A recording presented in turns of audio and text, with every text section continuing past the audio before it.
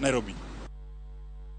Piny owacho kwano lal maromo shillings milion 700 kaluwore kod kethruok e mwandu mane apaya ma Nairobi Express Way kende. Jatend migao mar wuoth e Kipchumba Murkomen mane olimo apayano koro wacho ni piny owacho biro neno ni jogo mane obago ng'anyono biro chulo lal mane oneno. Edwin Okoth leronwa lal mabende moko kuom ohelni mayudore e gwenge ma Mlolongo kama ng'anyo ne otimore chieng' tich adek.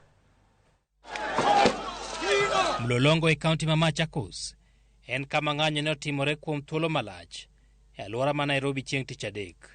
Oganda mane odonjo e apaya mar Nairobi Express Way ne oketho mwandu ma koro wachore ni nyalo romo shiling milion 700. The damage only done on the expressway could be anything up to, for that short period of time, could be anything up to $5 million.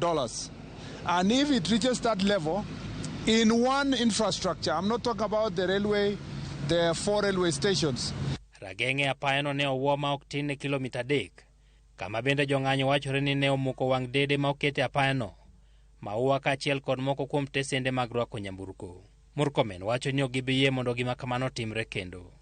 That the government of Kenya is going to do everything humanly possible to make sure that we bring all the perpetrators to justice.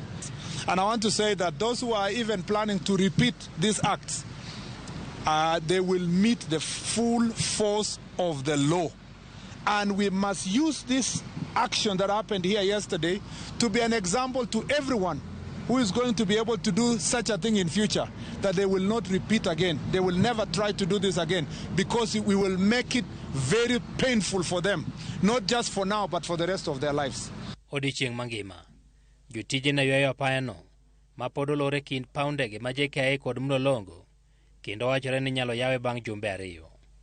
Obila pod oketo arita apayano, ka chuma mane okethi wachore ni nyalo chopo e lwet jous chumbe moti kata scrap metal dealers. We have spoken to them in all our social media forums, specifically along Mombasa Road. All the dealers, scrap dealers along Mombasa Road, not to engage in the activity of buying and selling of any metal that was vandalized yesterday or anywhere in the country for that matter. We are not going to encourage that, and as associations, we are working with the Scrap Metal Council to see that anybody who engages in the purchase and the buying and selling of this metal will have his license delisted, and we are going to get him out of the roll call of all the associations. E gwenge ma Kitengela, johala kwano lal bang' monj manotim e kinde mane ng'anyo dhi nyime. Duka mar Eastmart pod kwano lal manoyudore mwandu manokethi, kod manokwal ka jotije ni kod tich matek mar yweyo dukano mondo ike ne doke ohala. Ilikuwa mbaya. Sababu niliweza kuengage polisi mara kadhaa, na hata pia walikuwa overwhelmed, to a point hata pande yao pia walikuwa attacked. So somehow for some period of time tulikuwa helpless. Right now we have to do an inventory of what we lost.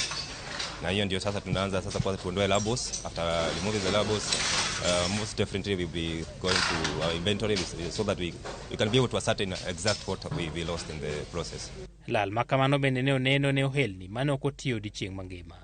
Piny owacho medo ramo ni ng'anyo machal kod manotim chieng' tich adek ok bidhi nyime ka jokanyo mar riwruok siasa mar Azimio la Umoja One Kenya bende ramo ni gibiro dhi nyime nyaka piny owacho chikite ne jopiny. En chal ma medo ketho lwasi mar ohala e seche ma ochumi mar Kenya yulo kendo oganda nyagore gi yuto matin. Edwin Okoth, Ramogi TV, Nairobi.